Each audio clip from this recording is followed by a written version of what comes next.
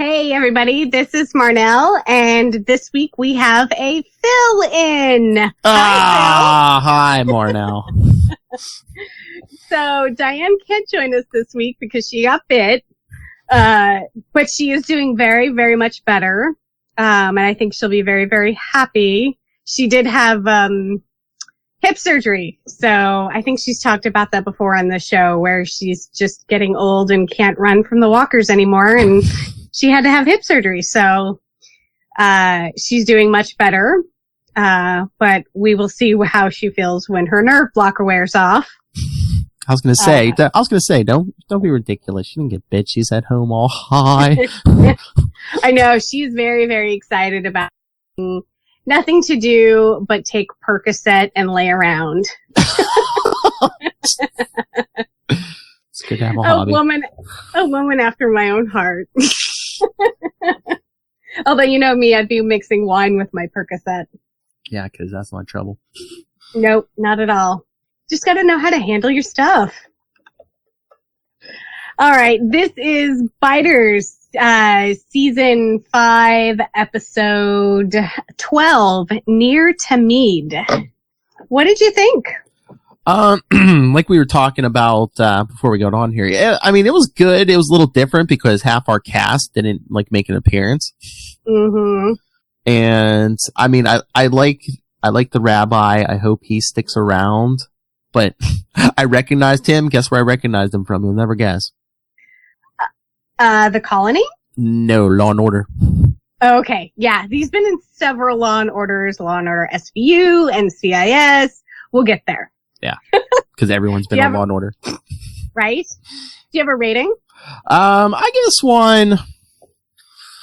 I mean, it was a good episode. Any problems I had were probably just little nitpicks. I'd probably give it a B+. Or, I'm sorry. Hold on. I know the system. Probably give it. Do you want to hear my rating? Yeah, sure. 3.7 faithless faith leaders. Oh, nice. Yeah. I'll probably give it 3.9 eternal flames. So, since you haven't been podcasting us with this season, overall, how does it compare to the rest of the season? Because Di and I have been rating the episodes pretty low lately. I know. Because they have been kind of, I don't want to say off book because we have no source material, but it's very off brand, and we've been missing a lot of characters. We haven't seen Luciana in 3 episodes. We haven't seen Wendell since season 2 or whatever. No, we haven't seen him since episode 2 of this season or something crazy. They've alluded to him, but yeah, it's just, we've had a lot of, kind of very focused episodes that just really haven't been working. I mean, what do you think? I like this season. I mean, I feel last season was a lot stronger, but I'm still enjoying this season. But I don't know, is it just me, or does it seem like this season they're relying more on gimmicks? Like the plane, the nuclear reactor, radioactive walkers. Yes, and we're chasing our tails. Mm-hmm. Everything seems to go nowhere. I mean, we've gone round and round with the plane, and that never went anywhere. We went round and round with the nuclear thing. That never went anywhere. We went round and round with the mysterious guys in the black Kevlar outfits. That didn't go anywhere. Grace isn't dead. We haven't lost anybody. Mm-mm. I mean, other than children running away from us, but whatever. Your favorite. I know, kids. So yeah, it seems like we've done a whole lot of nothing this last half of season 5, and it's very, very frustrating. I still hold out hope. I keep holding out hope, and every time I see stuff for the next episode, I'm like, the next episode is going to be great. And next episode, it seems to get a little bit better. I think I've gone from 3.4 to 3.5. Now I'm at a 3.7. Next episode looks like a lot of this may come to a head, but I don't know. It could just be creative editing on the, advertisement team. It just seems slow this season. It's like one of those things. It's like, you might pick up your phone to look at your phone while the episode's on. It's like, and I don't remember doing that last season. I was enthralled the whole time. Engaged. Yeah.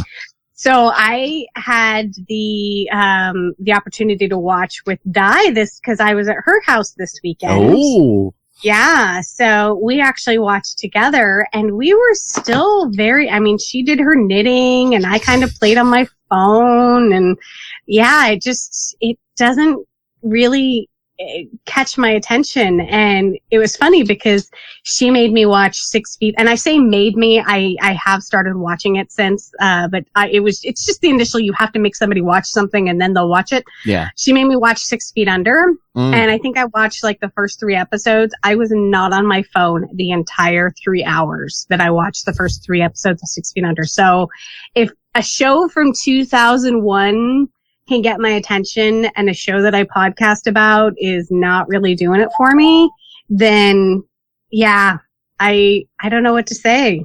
I hope it gets better. I mean, as a regular listener of Biters, I'm just disappointed that you two didn't video or at least audio record your slumber party while you watch that episode.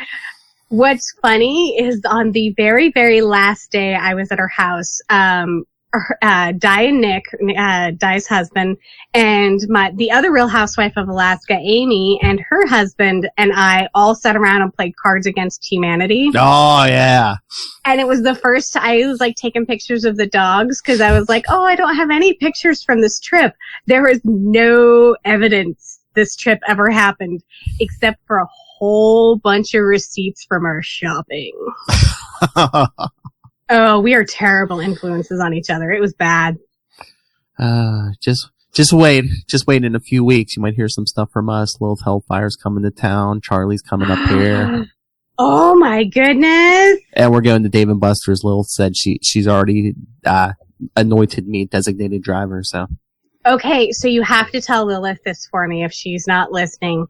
So anything on the dessert menu for Dave & Buster's, this is a little known thing, and maybe it's only done at the one in Honolulu, Hawaii, but anything on the dessert menu at Dave & Buster's, they will make you a milkshake, a alcoholic milkshake.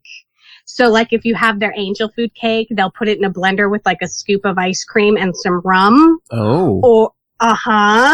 Yeah. So you have to pass that one on to Lilith for me, that anything on the dessert menu can be made into an alcoholic milkshake.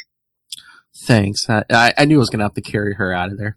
I mean, come on. German chocolate cake as a milkshake with alcohol in it. That sounds fabulous. And God, what could be better than throwing up German chocolate shake? America. Oh, so that's a little bit out there for the listeners. You can have anything at the Dave & Buster's dessert menu made into an alcoholic beverage. And like I said, it may have just been the one at the Honolulu one, but I'm sure that the bartender at Dave & Buster's is going to be like, "That's a genius. Let's try it." Oh, Will's going to be pushing the limits. I need to see that. Now you guys have to video that. I'm going to try. I want to record as much as I can. So because the cat's away, I have not done a whole lot of due diligence. I don't have anything for Whisper's Corner. I couldn't find any of the little tidbits that Di always seems to do well in finding. I don't know if there's just not a whole lot out there right now. I mean, I know I said I didn't have anything before, but what I did remember is, I don't know if you saw, when the Walking Dead comes back in October, it's going to be, first it's going to be up against Supergirl, which is moving to, it was on Sundays at 8, but now Batwoman's there, so now Supergirl is going to be on Sundays at 9, opposite of Walking Dead. And then I think, is it October 20th, whatever that Sunday is, that's when HBO's debuting that Watchmen series. Oh. So eventually it's going to be Walking Dead, Supergirl, and Supergirl, Watchmen, and Walking Dead all on at the same time. Oh no. Yeah. That's, I have to say that maybe. And the sports ball. And the sports ball. Yeah. And any sort of like disastrous weather coverage that takes our attention this week. Or Dr. Pimple Popper. Or Dr. 90 Day Fiance. Alaska Bush people. Oh no. So I'm just worried. I don't think Supergirl's going to take a lot of, cause I know that I don't think the ratings are the best over there, but I'm just worried of when it comes on, is Watchmen going to take ratings from Walking Dead? I mean, still has impressive ratings, but it's like, Walking Dead's going into its 10th season and Watchmen is like this brand new thing. The only thing I have to say is it's HBO, so that's another channel you gotta pay for. So, and Lord knows most of us only pay for it when Game of Thrones was on, and Game of Thrones isn't on anymore. Yeah. Oh yeah. That's what, is that what I think Lilith was telling me? Yeah, like they lost a ton of people when Game of Thrones went off the air. But same thing when oh God, the one with Sookie Stackhouse. I used to watch all the time. Oh, True Blood. True Blood was a huge juggernaut for them in the beginning, and after True Blood, it was like, what the heck are we gonna do? And then Game of Thrones went out, and they were like, we got this. Yeah, they just gotta find the biggest hit, because even before that, with The Sopranos, I think was keeping HBO alive. Right, and now they're gonna do the prequel to Game of Thrones, but that's probably gonna take 8 years, since season 8 took 2 years. Yeah. Speaking of ratings though, we were at another all-time low for Fear the Walking Dead. And that's the third time this season that's actually happened. So anytime you hear us say that this is a season low, it really is the next season low. We're not just repeating that.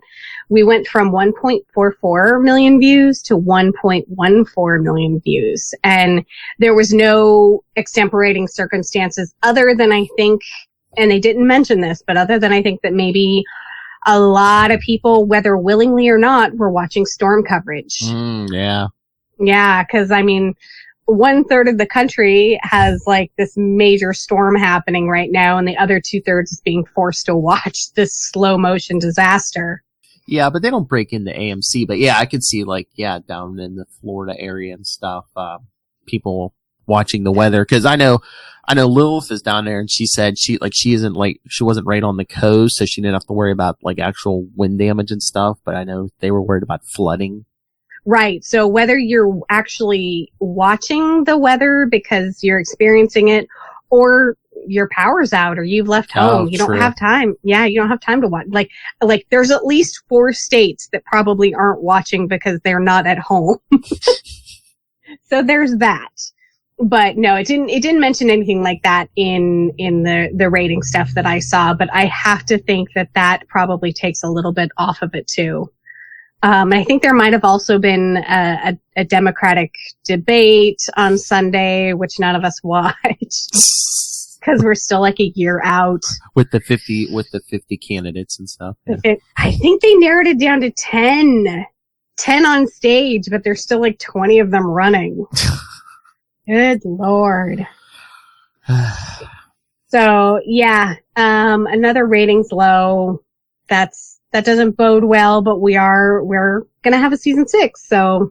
Yeah, but like, what point do the ratings have to get where they're like, is it worth it to be in the Fear the Walking Dead business? Diana, I think we talked about this last episode where it's still a number 4 show on AMC right after Walking Dead, Better Call Saul, and something else. Preacher? No, Preacher was number 5, I think. Oh, okay. Yeah. 5 or 6, actually. So, I mean, the number 4 show on your networks, Yeah. Well, yeah, that's true. It is AMC, so I'm guessing if it can keep that, like, one number 4 slot, Yeah. But honestly, I think they're gonna have to do something soon. They're gonna have to make good on Andrew Chambliss's promise to completely turn the world upside down, or they're gonna have to integrate it with one of the other shows at some point. Because I just don't see this one surviving in its current incarnation. Well, again, I mean, he said they're going to turn things upside down. It's like you said, we haven't even lost anyone this season yet. So it's like, how wild and crazy can it get? No one's died. Well, we could kill everyone right at the end. Like, Luciana dies of infection, Grace dies of her radiation exposure, Charlie dies of stupidity. In fact, all of the kids die of stupidity. June refuses to marry John and he shoots her. I don't know. Are you trying to kill Thomas right now? Well, it seems like she's putting it off. She keeps saying, not the right time, not the right time. I know, but I was thinking about this the one day. It's like, well, how official are any of these marriages? Right? I mean, right? I guess they have a rabbi now. They could, kind of make it official. That's very true. That's very, very true. A faithless rabbi. Well, still with paperwork. But no, it's going to get to a point at some point where it's just going to be like, there never really is a right time. Let's do it now. And then Logan's going to attack. Logan, don't get me started on that.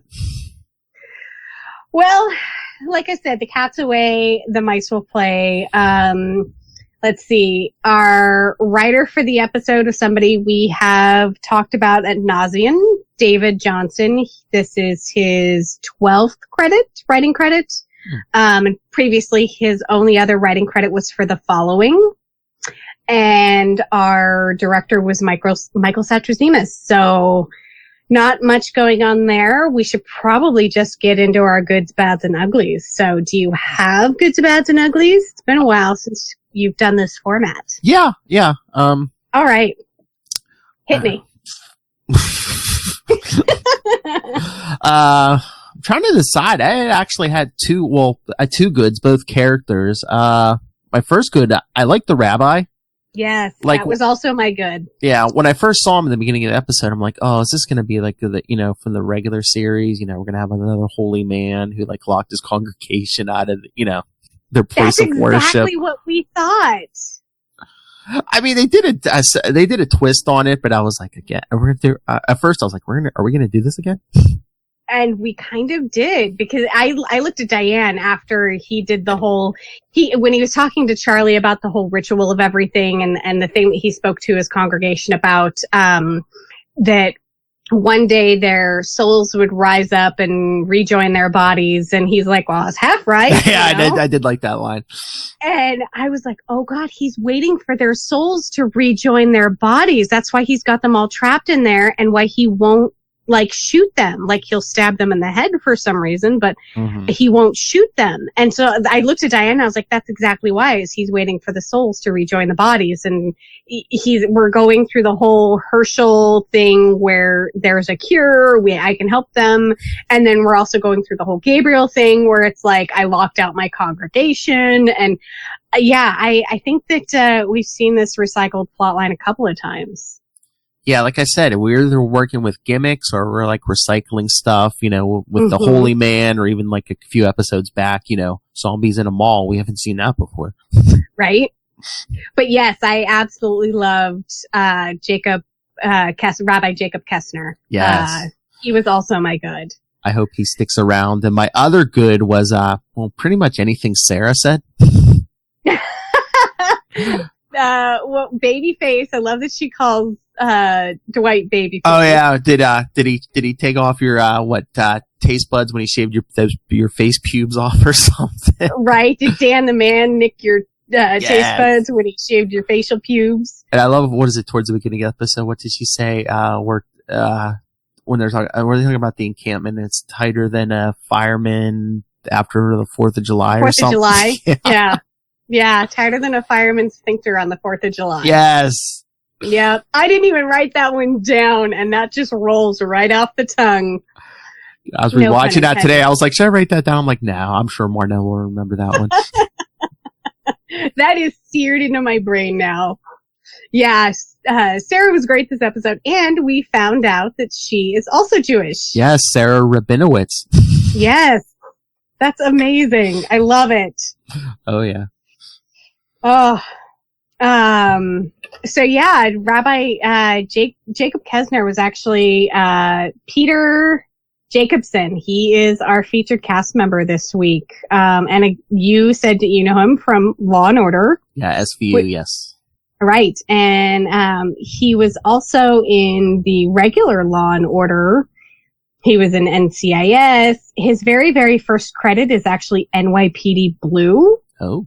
Yeah, that was way back there. I think a lot of people know him from House. Did you ever watch House? No. I haven't finished. I'm like 2 or 3 seasons away from finishing, but he played Dr. Chris Taub, something like that. But yeah, he has just been in a ton of stuff over the years. Like I mentioned before, Colony, The Americans, he's got a lot in post-production and completed, so he's got a lot of stuff coming up, but it looks like we are going to see him next episode, so I think he's going to be a reoccurring character. Let's hope so. Breathe some new life into this show. Yeah, because I was going to say, I mean, we really haven't gotten anyone new since last season when Morgan and everyone came in. You know, and there has been, I think it was on comicbook.com, there's been an article floating around about the new editions this season, and I think we're actually going to get the second new edition next episode, because we see some people on horseback. Well, we're going to have to do it soon. This was episode 12, so we only have, 4 episodes left? Something like that. That makes sense, yeah, because another month. 4 episodes. The Prime series will be back. Wow. Time's going by. Yep. So Peter Jacobson was educated at Brown University and then went to Juilliard. He is married with 1 child. And like I said, he has a very long, illustrious career. And I think most of us know him from at least something. Oh, yeah. Yeah. I definitely recognized him from House. He must be like a big character actor because, well, you said NYPD Blue, so he's been around for a while. But I don't know about the rest. But I know from the SVU episode, he was a criminal there, but he was also playing a Jewish man. So I don't know if he's typecast as hey, we need a Jewish man. Hey, let's get Peter. But hey, I guess it gets you a lot of work. There's actually a really good interview. My interview with the actor Peter Jacobson. And it's by Paula Courtney, and he talks about being typecasted, and he's like, I get to play a lot of doctors and lawyers, so it's okay. He's like, and he was actually, when he grew up in Chicago, and he wasn't, his family wasn't big into the Jewish community, and he said since moving to New York, he's found himself more and more involved in the Jewish community. So he actually doesn't quite mind it, except for the fact that he feels that he can't really spread his wings as an actor a lot. So, but it gets him work, and it gets him steady work. So, he's doing what he loves, and there could be worse things to be typecasted as. Oh, yeah, I was going to say, I'm sure he gets a lot of work, but probably the only downside is, if you play a lot of doctors and lawyers, you have to memorize a lot of legal jargon and medical jargon. Which there are worse things to have to memorize. That's true. I mean, everything has its downside. I mean, probably look at Keanu Reeves right now. He was like, oh, I have to learn more about guns. Again, could be worse. Right? It could be worse. So, Rabbi Jake was also my good. So, what was your bad? Just Charlie. Oh God, she was my ugly, and she was an ugly bad. So you and I are really on the same page this episode. I mean, I understand. I'm a father. I have a 6-year-old son. I get that children get scared at times, and the zombie apocalypse would be a scary time. But I'm just why is she running away? Why? I don't know. Why is she inviting herself to stay with this random dude? Well, she was ready to invite them all to stay with him. She was ready to invite the whole group, and I'm just why do you think you're so much safer here? I know there was a fence and there's 4 walls and a roof, but it's you're really not that much safer. I guess it's the view of the zombie apocalypse through a child's eyes, but. And June actually, she made a really good point when she pointed out that there's a fence, but there's no fresh water source, exactly. And all the other things that June pointed out, and it's like, yeah, I guess, a kid would see just the safety of the fence and not take into consideration anything else. And it made me think, how old do you think Charlie is or supposed to be? Like 13, 14? I don't know, because that's what I was going to say. How much longer can we play as our child? Because is it just me, or does it seem like I saw her standing there in one scene. I was like, did she have a growth spurt since last season? Because she seems a lot taller. Okay, there is a scene that I think it was when she and the rabbi were at the fence for the first time fighting off, and she took this like kind of fighter stance pose, and Diane was like, "Oh my God, that looks like Alicia." Oh yeah, and yeah, totally looks like Alicia. I mean, she's almost. She's pretty much looking Jenna Elfman eye to eye, right. But God, Alicia was probably, 16, 17 when all this started.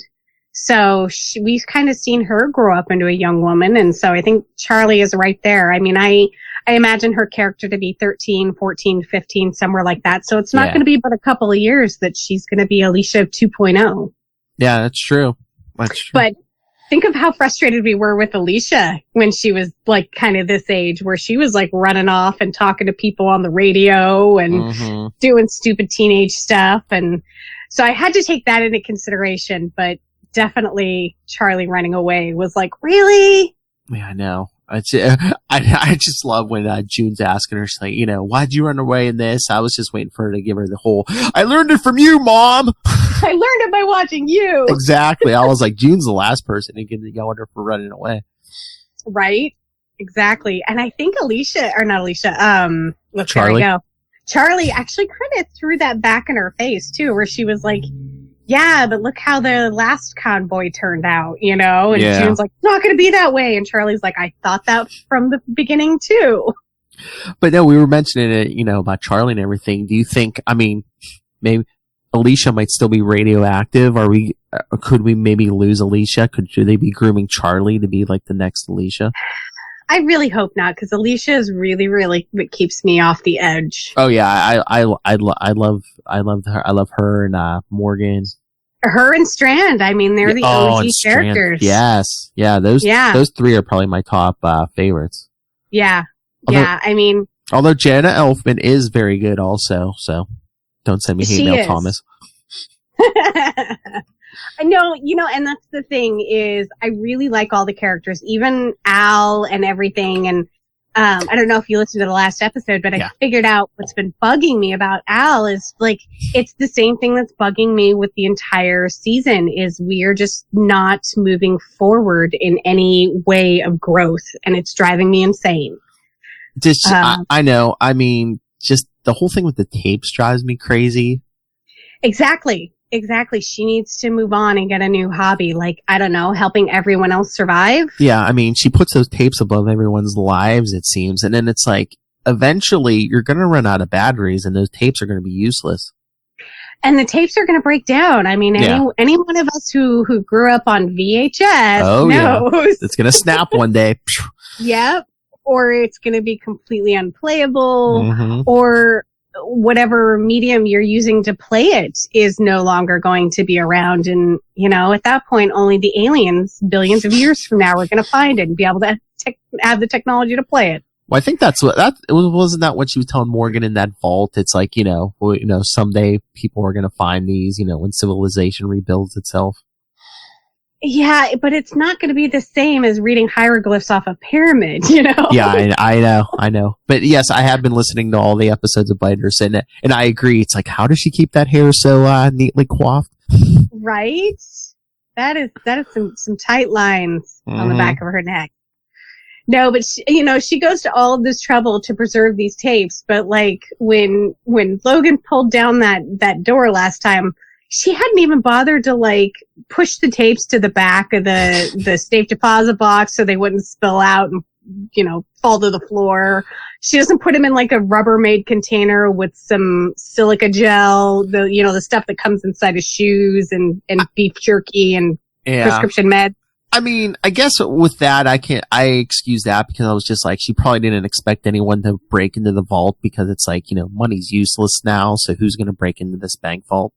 somebody in like 1,000 years when they're trying to exhume the pharaohs, you know? Like, I'm just like, if you're going to try and think ahead, try and think ahead, you know? Yeah, but I don't know if that's the thing. Like, she expected to be back before then. Yeah, that's true. But so, I mean, my point with the silica gel too is so if you ever get those little packages, those little white packages that says do not eat, some of them are synthetic, but some of them are actually just like, it's organic. You actually can't eat them. Just don't. They don't taste very good, but they come in like packages of beef jerky and prescriptions and things like that. And they're there to keep the moisture from clumping in your vitamin C or whatever. Yeah. And I always keep those little packets of stuff because I live in a temperate rainforest, so they come in handy. I throw them into my, like, ammo cans and, like, my sock drawer and my luggage and things like that. I can't imagine her not doing anything to preserve her tapes better. Is it just a question of finding those things, though? They're everywhere. They're in beef jerky packets. They were in my shoes that I bought this weekend. They're everywhere. I know, but are people hoarding them for like suicide pills or something? No, you can eat them, I swear. I don't want to ask how you know, but okay. Because it's silica. It's just, it's basically sand. Yeah. Yeah. But yeah, it just, there's a lot of the characters' storylines are driving me insane, and I don't think it's the character's fault. It's really just where we are this season. I feel like we're going round and round, and I love all of the characters. I love June. I love Al. I love Salazar, but we are just not moving forward. Well, I think it's like we said, it's a lack of focus, and especially it's like a lack of focus on a big bad. It's like Logan. It's like we're at episode 12 already, and it's like, is he the big bad? Is he working for the big bad? It's like, what is Logan's story? Right. Because just when you think that he's the big bad, then somebody else seems to be in charge, and he's kowtowing to them. Because, I mean, even last season, I mean, we had that crazy woman, but at least we knew it was, you know. Yeah, that she was bad. Yeah. And then we haven't lost anybody this season. Our big bad hasn't killed anybody. Every chance that he gets to confront somebody and just put a gun to their head and tell me where the oil fields are, or I'm going to kill you, he doesn't follow through. Yeah, and so there's been no deaths. I mean, even with the nuclear reactor, well, might get Leisha eventually, but yeah, no, I mean, the whole thing with Logan, it's almost been like a slow O.J. Simpson chase down the highway. It's like, you know, it seems like every episode it's like, oh no, here comes Logan's guys. Let's get out of here. You know, all Dukes of Hazzard's down. It's like, yeah. Oh no, they found us. Oh, they're running away. Oh no, reinforcements showed up. Woo. So what's funny is my bad is actually recycled plot lines, which we've kind of gone over as far as our faithless faith leader and the congregation of walkers and children running away and again, like we said, just the theme of the season. It's like, oh no, here comes Logan's guys. Let's get out of here. Yep. It's been a rough season. Mm-hmm. And we have 4 episodes left, so they better get to the reboot. And are we going to get the Blue Jean Factory back? I don't think so. I think that, kind of looks like from the ads for next episode, we're going to a quarry that is actually a cover for the gas fields. So I'm thinking that if we stop this convoy, it's going to be somewhere in the vicinity of this gas field. I know, it's just weird, but it's like, so, I mean, if Logan ends up dying or getting killed, well, why can't you take that Blue Jean Factory back? But if you don't, this is like, are we not going to kill Logan? And what a waste. Mm-hmm. If we do kill Logan, what a waste of a great actor and the possibility of a great storyline. Yeah, I mean, again, it's like we get like 2-3 lines out of him every episode. It's like, where's the oil field? That's it. Oh, and Diane's point last episode about the hokey writing. Yes. I don't want to point any fingers, but the writer that was on last episode was not on this episode, so and not Alex Jalil. She we've seen that writing before, and that seems to be usually pretty solid. And do you think maybe this is suffering from the Prime series' time jumps? Because since we're so far back in the past, we're like, okay, well, let's show them we do still have gas, and we do still have cars, and we do still have rechargeable batteries and generators and stuff, because we're not as far ahead as the regular series. You know, I hadn't thought of that, but that's a really good point. I wouldn't have considered it they're suffering from it, but you're right. We do have to kind of go with that storyline that up until where Prime season is now, we have had gas that fires and batteries that still work and all this other stuff, you know, antibiotics that are still potent, and we have had all of this. So we kind of have to stick to that a little bit, which makes me wonder if the big, turning the season upside down, if we're going to take a huge time jump. Yeah. Are they going to catch up to the main series? It's like... So here's the thing. If we take a huge time jump, that means that Charlie can grow up. Uh-huh. That means all of those kids can grow up, and we don't have to kill them. Oh, true. Yeah. I'd be okay if we did, but we don't have to. Are they going to give, like, Charlie a new hairdo like Enid, so that, look, she's older now? Right. But so yeah, maybe if we took a massive time jump, and that way Morgan could maybe go back to Prime, and Dwight could find Honey and go back to Prime, and I think it's so weird they call her Honey. For a while there I was like, wasn't her name Sherry? Is that like a nickname or something? It is. She always signs her letters Honey. Yeah. Which I think is actually probably kind of smart. Because, I mean, it's just like a pseudonym on the internet, you know? Oh, yeah. Nobody really knows your real name, so, yeah. But I think you said it. I agree with you. It's like, I want a resolution to that storyline. Either find her, kill her, something, but just resolve it. Yeah. Yeah, the way that they've left it, and we've never really gotten back to it, you know? So... I mean, I guess it's somewhat realistic because, I mean, if this really happened in the real world, there are people who would disappear and you just would never see them again and not know what's going on. Because, I mean, even think about this. Morgan still doesn't know Rick's quote-unquote dead. Right. And Rick isn't really dead. No, he retired. Yeah. To his tropical island. And are we ever really, really going to get a resolution with Heath on the Prime series? I mean, they say we're gonna, but... I haven't seen any casting stuff for the guy who plays Heath, so. I mean, it would make, if you can bring him over here, that would make sense to have him on Fear. And you know, we never really saw Madison's body. Exactly. Oh yeah. Right? That's comic book trope. Yeah, you know, you don't see a body, they're not dead. Yeah, exactly. Do you think they wrote that intentionally? So like, or if the ratings suffered, or if they wanted to bring the actress back, they could? Absolutely 100%. Yep. Because, I mean, how many times have we done that to Salazar? 3? That's what I was going to say.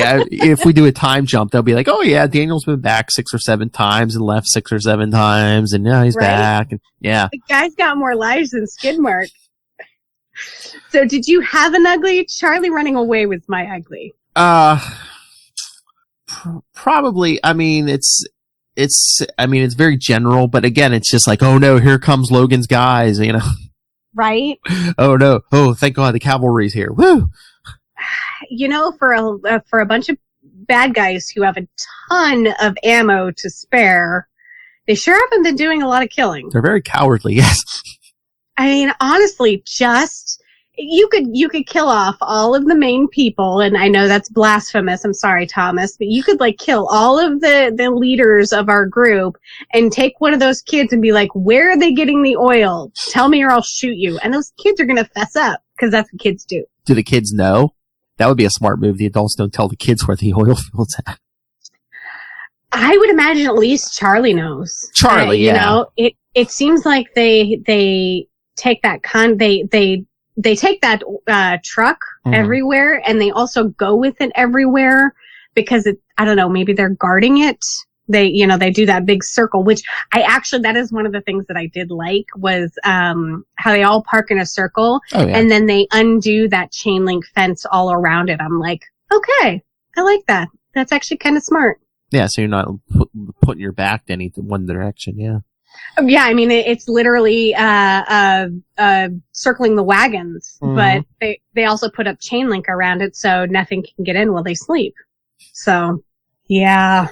But yeah, I'd say, except for Charlie, maybe don't tell those kids where the oil field's at, 'cause they've shown that they could run away, or, they've already done it, so it's like, you don't want that information out in the wild. That, and as much as I like the older girl of the group, I kind of think that she would be the one to sell them out to Logan's group and be like, we just want to be left alone. Here's where the oil field is. Like, kill everybody else. Oh yeah. Yeah. I mean, it's a zombie apocalypse. You never know. People will sell you out for like a decent meal or something. And those kids are pretty damaged. Oh yeah. Yeah. Yeah. So I think we have made our way into Rotting Potpourri. Did you have anything of interest you would like to touch on? I don't think. I think I touched on pretty much everything. Why? What do you got? I absolutely love, and I'm going to start calling him Rabbi Jake instead of Rabbi Jacob Kessner. I'm just going to call him Rabbi Jake. He refers to God as a she. Ah. Oh, that is so pandering to the female audience, and I love it. Later in the episode, I think Charlie referred to God as a he, and he sort of went with it. So apparently God is gender fluid, which is totally cool with me. But I absolutely loved how he kept saying, she led you here, and she left us with a win-win. So that hit all of the good feminist buttons in my book. Oh, what did you think of June? What did you think of June and John, like, trying to get over the walkers by walking over those ladders? Okay, so did you ever play Hot Lava when you were a kid? Yes. Oh, that was so Hot Lava for me. I was like, you have to stay on the furniture. You can't touch the floor. It's hot lava. Yes, my son will play that, yes. So for a brief second, I thought it was super fun, but we all knew it was going to end in disaster. Oh, yeah. I actually figured June was going to miss a rung on the ladder and like have her leg go straight through. Mm-hmm. But man, they've got a lot of ammo for their little 6-shooters. Well, yeah, we got to get those trick shots now, after the Old West town. Now, John Dory's a trick shot.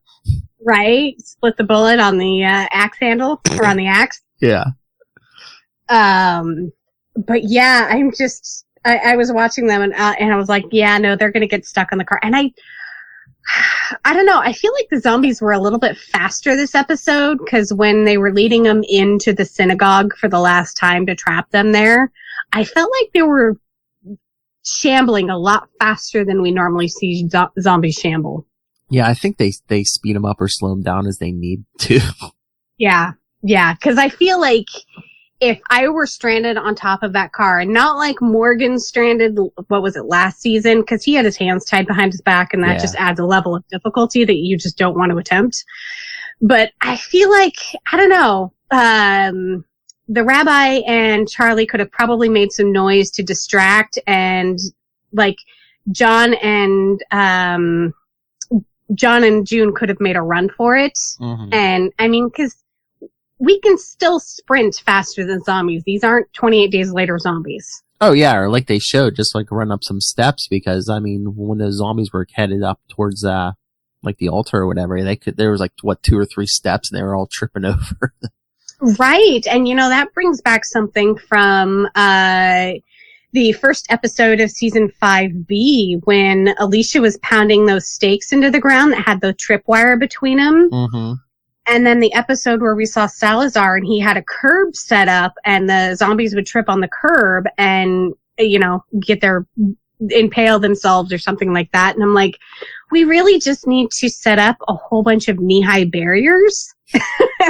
Just like 5 or 6 of them within 10 feet of each other, and we could just pick off, pretty moderately sized herds without too much effort. Just a couple objects on the ground, a few tripping hazards. Exactly. And then we wouldn't be in this situation. But I do have to say, one of the things that I loved about Rabbi Jake is he's a man after my own heart. 1, he had a vineyard. Oh, yeah. 2, he did not let the zombies pile up on his fence. No. Yes, he had a building full of them that he was trying to keep in, but he would go out and patrol the fence and kill the ones that were on the fences so that they didn't knock down his fence. So, we need to start thinking of doing these things like trip hazards and fences and stuff like that. Well, yeah, I mean, 1, he's there by himself, so, you really don't want that, you gotta really watch that fence, and 2, it's like, again, 2, he's by himself, so he's probably bored, so it's like, yeah. Right. So he said that he couldn't shoot any of the zombies, but he did right when he met Charlie.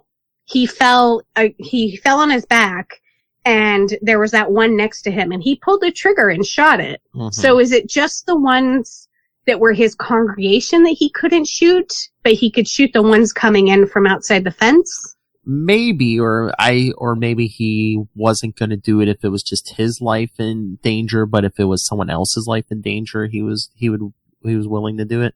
Well, when he said he couldn't shoot him, that was June, John, and Charlie's lives, So I'm just like, there was a weird continuity thing that they need to explain. Was it just his parishioners or his congregation that he was like, I can't? But the random zombies that stumble up on the fence, he's like, I could totally shoot them in the head. Well, maybe it was the people he knew personally he couldn't, but some random stranger walker, he probably could. Yeah. I feel like there was something left on the cutting room floor that explained that we didn't see, and I was just like, but he shot that one in the head earlier. Yeah. I loved it when he was talking to Charlie at the fence, and she's like, yeah, I got separated from my group, and he looks over to her and he's like, you have a group? We have to get you back to them. So again, a man after my own heart. I know. And then, how many do you have? Oh, we're like 36 now. And then he was like, oh yeah, what is it? Supposedly there's 36 righteous people on earth or something. Oh man, that's so disheartening considering there's 8 billion people on this planet. Yeah, I know. It's like none of them are in politics. Right? But I was just, when he said 36 righteous people, I was like, oh, are we going to get another pep talk from somebody? Oh, that's funny. Yeah, and there were 36 because that was the head count that Dwight had. Because there's one short. One short. Yep. Impossible. Who's missing? And what's funny is they hadn't shown her. Like, I knew it was going to be Charlie. Mm-hmm. Yeah. Yep. I loved the walker in the very beginning at the convoy. I know we've been talking about how they keep finding more and more elaborate ways to kill zombies, mm-hmm. but this was just a good old fashioned, we're going to run this zombie over 12 times. I thought that was great. Oh yeah. But no, thinking about it, do you think Charlie wanted to stay at the synagogue? She felt safer there just because she was like, oh, I can hide here and, Logan's people won't ever find me here? I think she's just getting sick of being on the road. I mean, the convoy's got to be really wearing, and to not have a stable place to lay your head and set up a home for someone that age. I mean, I used to work in accounting, not actually as a social worker, but I used to work for the Office of Children's Services, and children crave stability. I mean, you're a parent. Children crave stability and routine and things like that. And so that's why I'm like, I kind of can't harsh on her too bad for running away and trying to find a home, because imagine just being on and June was pushing. I mean, John even said June was pushing him too hard, that they were driving by night and keeping watch by day, and people were just exhausted. And so, yeah, I really think she just wanted a stable place. Yeah, I could see that. Because, I mean, even when you take like a long road trip, when you finally get home, you're like, oh, thank God I'm home. Right? I actually know, I knew of a divorced couple that, they had one home for the children and they would move in and out every other week instead of the children moving homes. And that seemed to work great because the children always had one stable home. So just something to think about for you divorcees out there.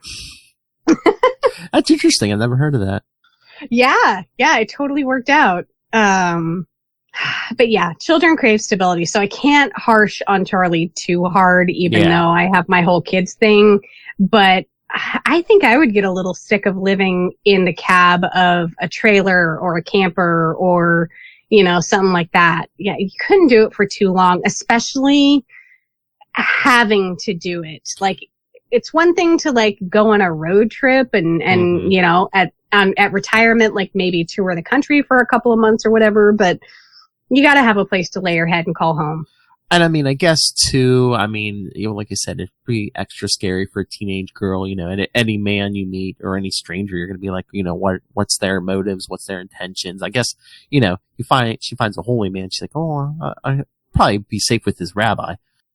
Maybe. I don't know. Well, yeah. On this show. Yeah, true. But I did think that. I was like, man, she has been super lucky with the people that she has found. I would expect there to be a lot more seedy people out there. Oh, yeah, especially, think about it. Once society collapses and there's like no law enforcement or anything.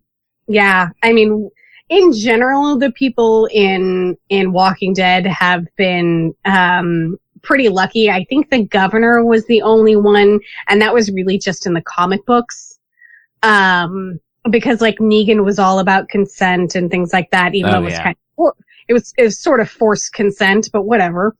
Yeah, Charlie's been pretty lucky in the people that she's found that she has not been victimized any worse than she has. Well, basically like we said, most of the people on these shows have been lucky. Right? I would totally expect some sort of like dystopian Mad Max, like free for all. Mm-hmm. Yeah. So, your rating was the, Eternal Light. Yes. Which, if you had an Eternal Light to, keep lit, would you let yourself get down to one battery? No. But again, I just thought maybe that was like, he's been searching and he hasn't found any more car batteries or anything. I guess, but I'm just like, always have a spare.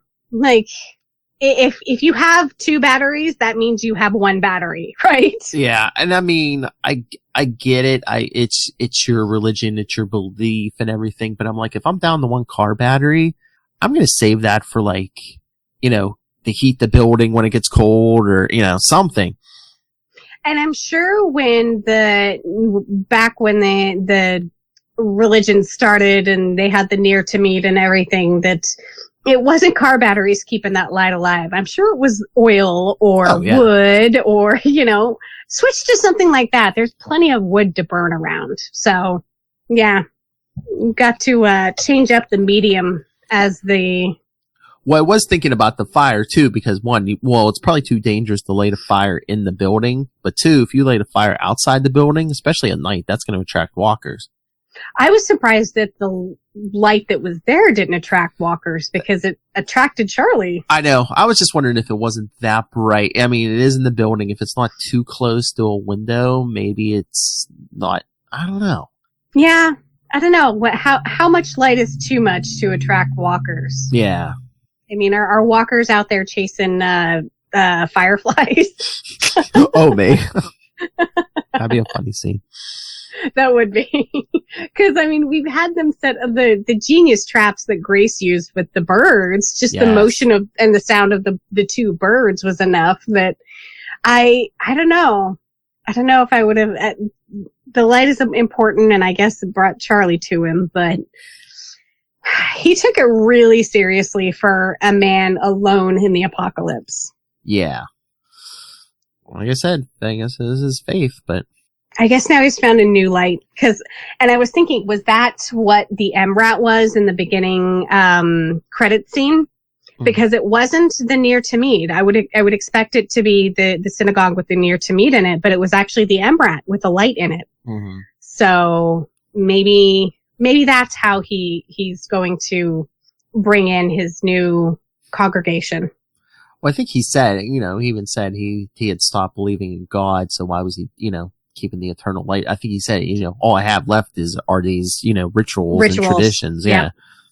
Which, by the way, his singing in the beginning, I thought was beautiful. Oh, yeah. He's got a great voice. And, for as non-religious as I am, I think a lot of the rituals are very beautiful, and a lot of, like, the stained glass and the scrolls and some of the things like that. I think that's beautiful. All these religions, I mean, it gives stuff to people, if it fulfills a need in some people, keeps their hope up. And I love that he gave Dory a yarmulke. Yeah. And Dory put his hat on over it. Oh, I actually looked it up because I was like, it is one of those things, and I had a hunch that it's one of those things where, even though John Dory wasn't Jewish, it's just something. I was going to say, aren't you supposed to wear it in a synagogue even if you aren't? Yes. Yeah. Yeah. It's sort of like taking off your shoes in a mosque or something like that. Yeah. It's just a sign of respect. So Diane Good was also the rabbi. She loved his depreciating sense of humor, and she hopes that they keep him. She says, "My bad, censor appropriately." Where the F is Wendell? Yes! Yes, talk about wasting a great energy and a great actor. She's like, notice I'm not asking, where's Lucy? But I mean, I get that they were like trying to like, I guess, build up this friendship between Sarah and Dwight, but I was like, you couldn't include Wendell in that?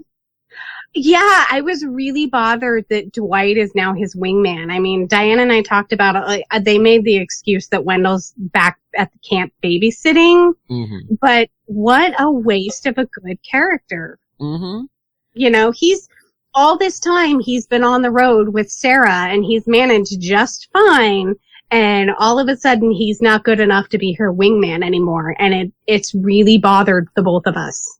Is it just a thing maybe that, like, I don't know, is it to keep salaries down or something that everyone's not in every episode? Like, again, like we said, no Morgan, no Alicia, no Al this episode, no Strand, no Wendell, so are they just... Yeah, I don't know. I feel like we've talked about this for Walking Dead Prime, where every once in a while we will do this, like, character-centric episode, and we'll do a bunch of them.